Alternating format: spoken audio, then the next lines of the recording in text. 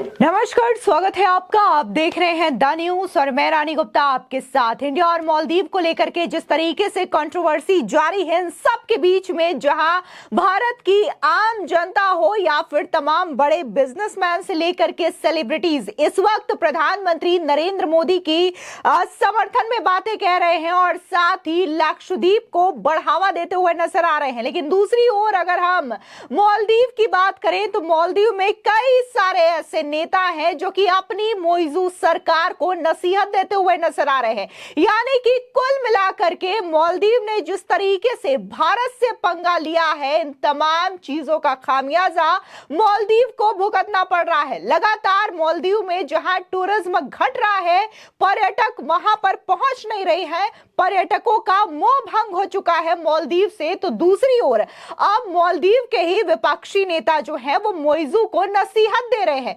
उनका कहना यह है कि सिर्फ मंत्रियों और नेताओं को सस्पेंड करने से काम नहीं चलेगा, बल्कि इनके ऊपर सख्त कार्रवाई की जाए, इन्हें बर्खास्त किया जाए।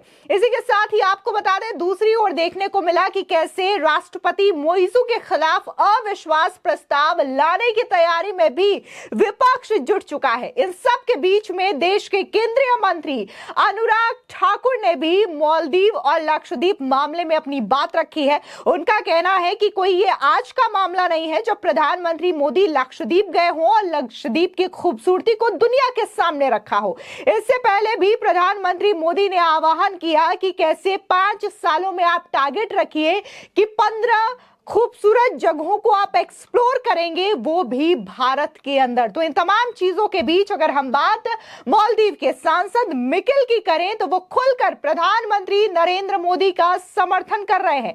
उन्होंने संसद का विशेष सत्र बुलाने की मांग की है। मिकेल ने कहा है कि हमारा विदेश मंत्रालय इस मुद्दे पर एक्टिव नहीं रहा, जिस वजह से मामला इतना ज्यादा बढ़ गया है।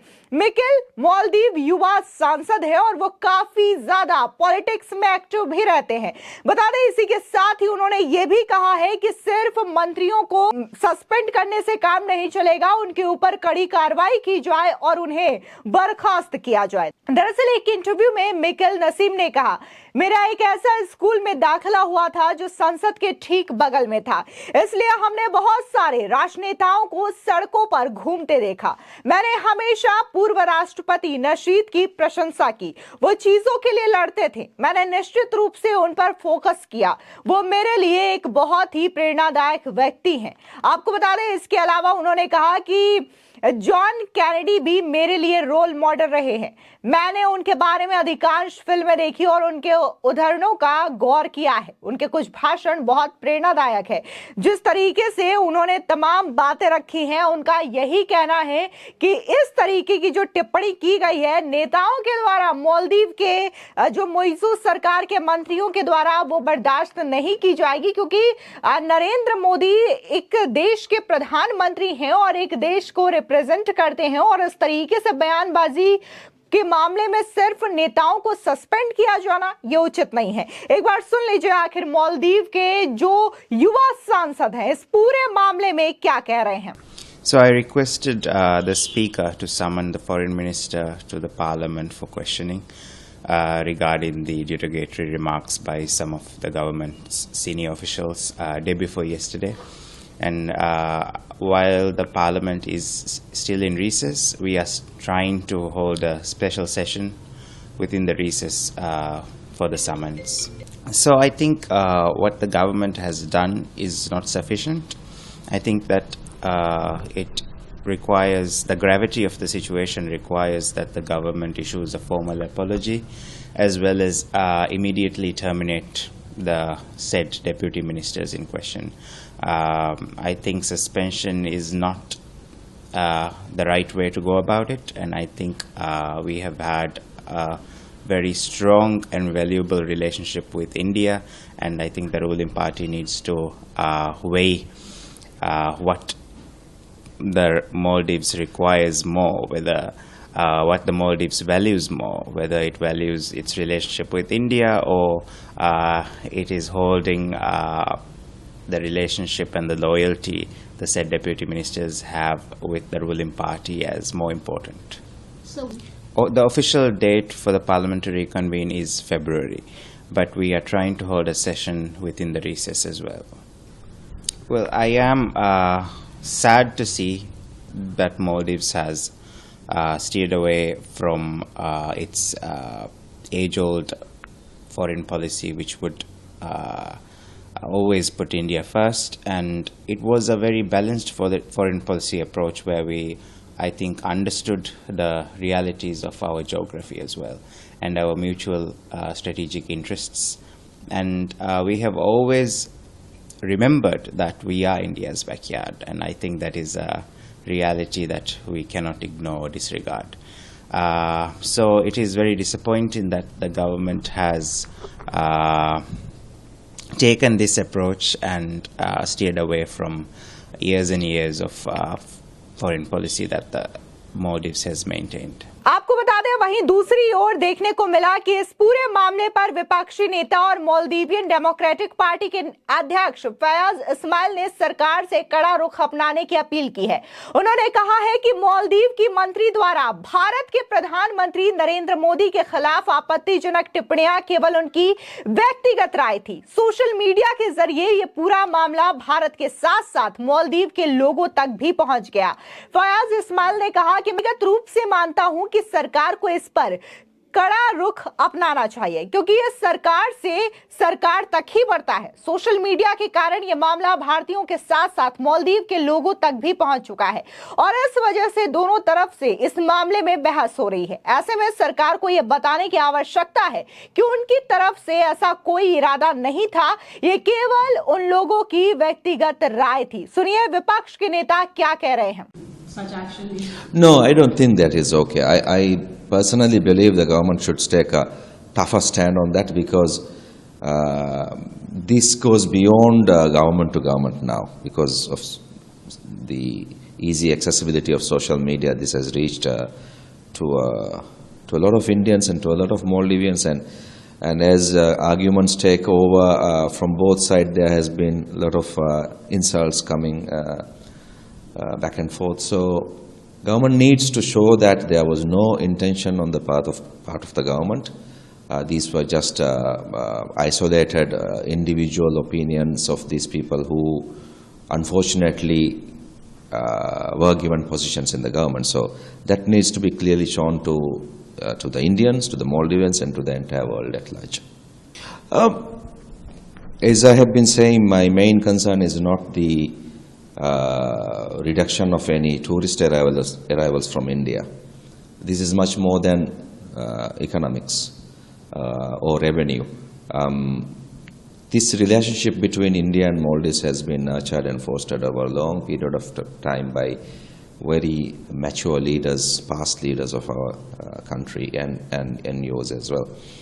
So just one or two tweets derailing this entire relationship is very sad. So for me, the main problem is that this has gone beyond governments. Governments will always have spats, obviously, with change of political parties, whether it's in India or Maldives, there will be differences of opinion. But now this has reached the people, and that is something I am more concerned about, how to repair that.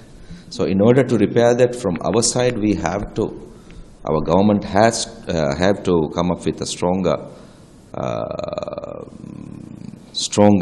statement or action on that, and I would hope that from the Indian colleagues that there will be more restraint as well to try to diffuse this. In terms of aid, etc., yes, India has been a very strong development partner of Maldives, not only in terms of economics but social development as well. And at the same time, Maldives has been a staunch ally of India across the international spectrum.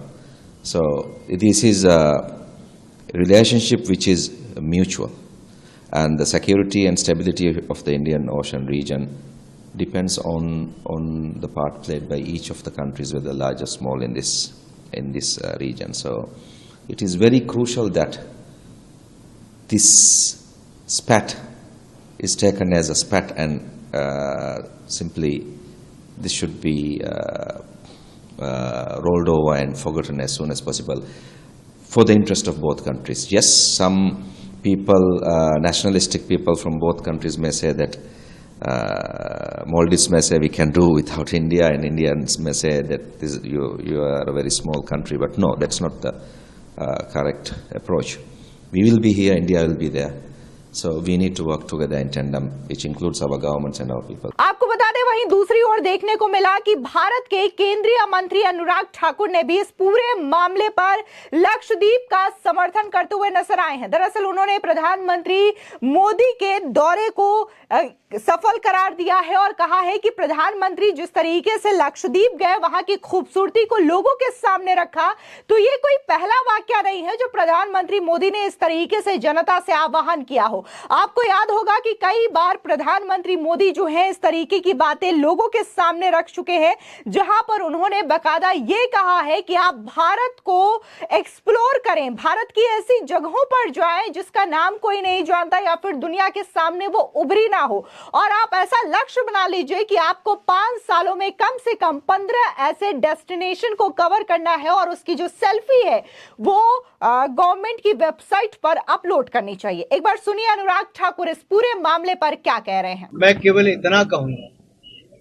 Bharat दुनिया का एक ऐसा देश है जहां पहाड़ भी है, बीचेस भी हैं, रेगिस्तान भी है, जंगल भी है, बड़े शहर भी है और हजारों वर्ष पुरानी सभ्यता, संस्कृति, परंपराएं भी। भारत दुनिया में वो एक आकर्षण का केंद्र है जो हर तरह के टूरिस्ट के लिए कुछ ना कुछ यहाँ पर मिलता है। मोदी जी भारत के एक ऐसे कोने में गए थे जो बहुत सुंदर है, जिसकी हजारों किलोमीटर का कोरल एरिया है, खूबसूरत बीचेस हैं, जिसका आकर्षण अपने आप में करोड़ों लोगों को उसकी ओर खींच कर ले जाएगा। और आने वाले समय में भारत के इन हिस्सों को जो पिछले कई वर्षों में अछूते रह गए, वहां पर आप उनका विकास होते भी देखोगे और वहां पर पर्यटन को बढ़ावा मिलता हुआ भी देखोगे। और मैं एक बात आपसे कहूं, ये अभी पहली घटना ऐसी नहीं है। मोदी जी ने पिछले 1.5-2 साल पहले जो कहा कि हर भारतीय ये अपने परिवार के साथ लक्ष्य तय करे कि उसको कोई ना कोई नया डेस्टिनेशन देखना है, उसकी सेल्फी खींचे और पोस्ट करें और 15 ऐसे स्थान 5 वर्षों में पूरा करें। तो प्रधानमंत्री जी स्वयं भी कर रहे हैं, आप सब भी करें। आपको बता दें, जिस तरीके से प्रधानमंत्री नरेंद्र मोदी की लक्षद्वीप यात्रा को लेकर के मालदीव के कुछ नेताओं और मंत्रियों के द्वारा अभद्र भाषा का इस्तेमाल किया गया, तो इस पूरे मामले को लेकर के आप भारत की ओर से इसका गुस्सा देखने को मिल रहा है। दरअसल न सिर्फ भारत की आम जनता अपना टिकट कैंसिल करवा रही है और उनका पूरी तरीके से मालदीव से मोह भंग हो चुका है, वो लक्षद्वीप का रुख कर रहे हैं, बल्कि दूसरी ओर अगर हम भारत की कई सारी ट्रैवल कंपनियों की बात करें तो उन्होंने भी अपने वेबसाइट पर मालदीव के टिकट को ही सस्पेंड कर दिया है, यानी कि उनके फ्लाइट की बुकिंग अब वो नहीं ले रहे हैं। वहीं दूसरी ओर अगर हम मोदी सरकार की बात करें तो मोदी सरकार ने भी लक्षद्वीप को ज्यादा से ज्यादा टूरिस्ट डेस्टिनेशन बनाने के लिए कई सारे प्रयास करना भी शुरू कर दिया है। न सिर्फ वहां पर एयरपोर्ट बनाने की कवायद चल रही है, इसी के साथ ही वहां पर ताज के द्वारा कई सारे लग्जरी होटल्स भी खोले जाएंगे जो कि अपने आप को टूरिस्ट को अट्रैक्ट करने के लिए काफी होंगे। आपको बता दें कि कई सारी ऐसी तस्वीरें सामने आ रही है जिसमें देखा जा सकता है कि कैसे लोग लक्षद्वीप पहुंच रहे हैं और वहां की खूबसूरत तस्वीरें अपने सोशल मीडिया साइट पर अपलोड कर रहे हैं। इसी के साथ ही लगातार सोशल मीडिया साइट्स पर बाइकॉट मालदीव का ट्रेंड अभी भी बरकरार है। फिलहाल इस पूरे मामले को लेकर के आपकी क्या राय है, हमारे कमेंट सेक्शन में जरूर बताएं। धन्यवाद।